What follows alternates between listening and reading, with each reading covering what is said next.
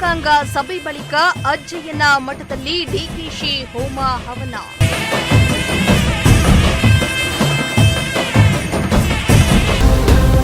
ಇಂದು ಅಥವಾ ನಾಳೆ ಸಿದ್ದು ಡಿಕೆಶಿ ಮತ್ತೆ ದೆಹಲಿ ದಂಡಯಾತ್ರೆ.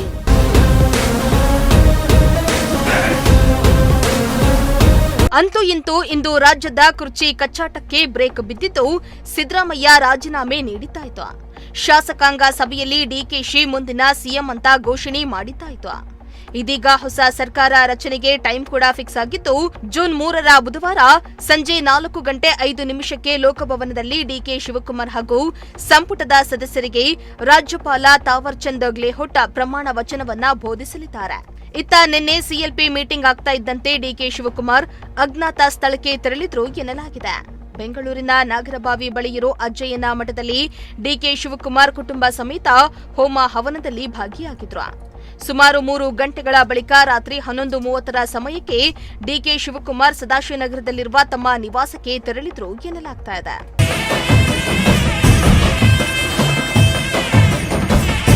ಇನ್ನು ಡಿಕೆ ಶಿವಕುಮಾರ್ ಅವರನ್ನ ಸಿಎಂ ಎಂದು ಘೋಷಣೆ ಮಾಡುತ್ತಿದ್ದಂತೆ ಕಾರ್ಯಕರ್ತರು ಹಾಗೂ ಅಭಿಮಾನಿಗಳಲ್ಲಿ ಸಂತಸ ಮನೆ ಮಾಡಿದೆ.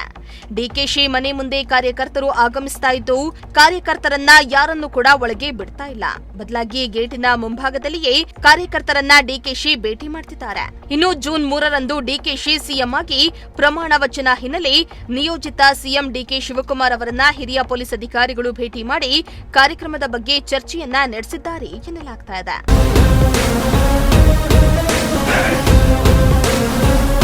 ಇನ್ನು ಸಿಎಲ್ಪಿ ನಾಯಕನ ಆಯ್ಕೆ ಪ್ರಕ್ರಿಯೆ ಮುಗಿತಿದ್ದಂತೆ ದೆಹಲಿಗೆ ಡಿಕೆಶಿ ಸಿದ್ದರಾಮಯ್ಯ ಅವರು ಇಂದು ಸಂಜೆ ಅಥವಾ ನಾಳೆ ಮತ್ತೆ ದೆಹಲಿ ಪ್ರವಾಸವನ್ನ ಕೈಗೊಳ್ಳುವ ಸಾಧ್ಯತೆ ಇದೆ.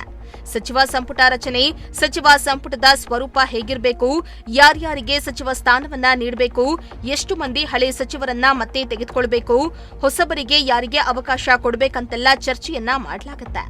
ಈಗಾಗಲೇ ಸಂಪುಟಕ್ಕೆ ಯಾರ್ಯಾರನ್ನ ಸೇರಿಸಬೇಕಂತ ಡಿಕೆಶಿ ಲಿಸ್ಟ್ ಮಾಡಿಕೊಂಡಿದ್ದು ಹೈಕಮಾಂಡ್ ಬಳಿ ಈ ಪಟ್ಟಿಯನ್ನ ಡಿಕೆಶಿ ಇಡಲಿದ್ದಾರೆ. ಡಿಕೆಶಿ ಪದಗ್ರಹಣದ ಬಳಿಕ ಯಾರ್ಯಾರಿಗೆ ಸಚಿವ ಸ್ಥಾನ ಸಿಗುತ್ತೆ ಅನ್ನೋದನ್ನ ಕಾದು ನೋಡಬೇಕಾಗಿದೆ. News desk Prajashakti TV Tumakuru.